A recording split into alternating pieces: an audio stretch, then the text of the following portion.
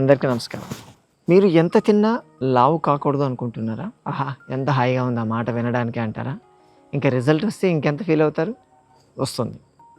అలాగే మీకు సిజేరియన్ అయ్యుంటే పొట్టలో ఫ్యాట్ చేరకుండా ఉండాలన్నా, అలాగే బ్యాక్ పెయిన్ లాంటి ప్రాబ్లమ్స్ రాకుండా ఉండాలన్నా, ముఖ్యంగా నెక్ పెయిన్. ఈ రోజుల్లో ల్యాప్టాప్ ముందే సగం జీవితం గడిచిపోతున్నారు కదా!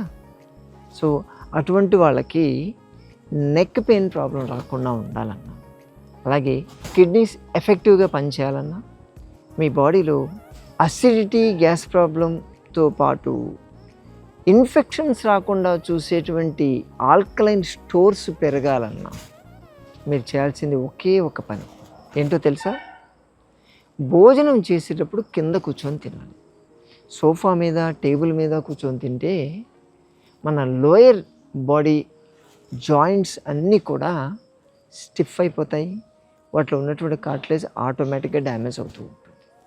మీరు ఎప్పుడైతే కింద కూర్చొని తింటారో, ఇంకా వీలైతే పీట మీద కూర్చొని తినండి, హైట్ పెరుగుతుంది. అదేముందంట, కింద కూర్చొని చేతిలో ప్లేట్ పట్టుకొని తినడం కాదు మాస్టారు, ప్లేట్ కింద పెట్టి మీరు వంగి తినాలి. అప్పుడే నేను చెప్పినటువంటి బెనిఫిట్స్ వస్తాయి. లేకపోతే నిలబడి ఈరోజు తింటున్నాం కదా బఫేలు, వాటిలో నిలబడి తినడమే కదా, అదే అవుతుంది.